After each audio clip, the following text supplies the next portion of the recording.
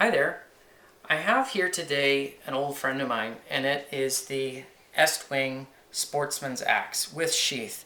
It's in a little bit of it's kind of a rough state it's in, but I actually use my stuff, and I've reviewed a lot of new stuff here, but I want you to take a look at this. I'll pull it out here. This hatchet is, it's kind of iconic. They've been around for years. It's 13¼ inches long. I have no specs on how heavy it is, how many ounces, how many pounds. It is comprised of leather washers, and it's got a really heavy kind of lacquer or shellac on here. It's great for in the winter because it doesn't steal all the heat away from your hand. It's got a nice little swell here on the butt, so it doesn't slip out of your hand either. I can tell you from experience that I have several of these hatchets, and I don't know if this is the one or not, but I ended up butchering a moose with it a long time ago, and lots of kind of, when I was a younger man, memories with this hatchet. So I'll talk about it quickly here, and I'll tell you about it.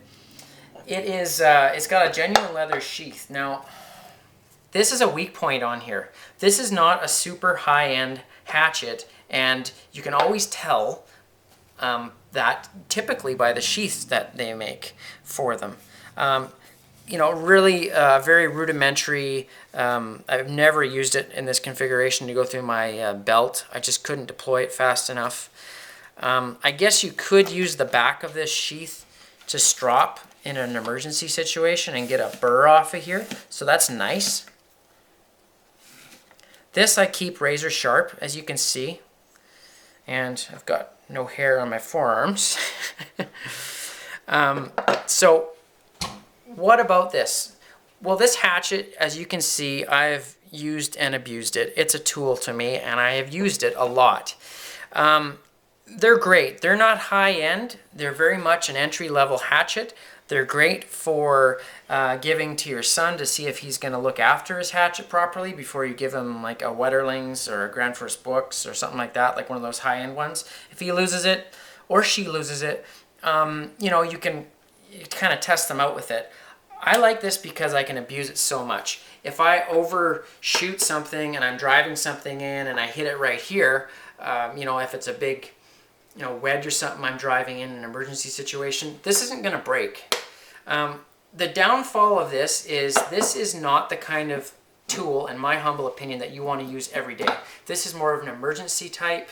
This is more of you use it once a year type of hatchet. And I'll tell you why. Because this is quite strong, as I just said, but it's a little too strong in that all the shock and vibration is transferred up this shaft and into you and your wrist, and it can cause nerve damage. Hence, a lot of really good high-end axes and carpenter's hammers are wooden handles, because, namely hickory, because it absorbs the vibrations a lot better and the impact better than steel does. It just transfers it. There's no give in it, right? So that's a quick review of this little hatchet. When I do it, I always compare it to my Zippo, because most people have those for survival purposes. So you can see here, it's about that big. Or if we take a Starbucks card, it's pretty much the width of a Starbucks card here. Okay, so great hatchet, not an all-day user, more of a backup thing that you want to put, in the box on your quad or something like that. All right, the sheath is a definite weak point. But guess what? You can buy these on the Estwing website. I remember when I was a kid, I used to call them East Wings. But they're called Estwings. Take a look at the spelling. So you can buy a new one. I probably won't. I'll probably put electrician's tape on it because I just don't deploy it that much. Thanks for watching, and see you at the next one.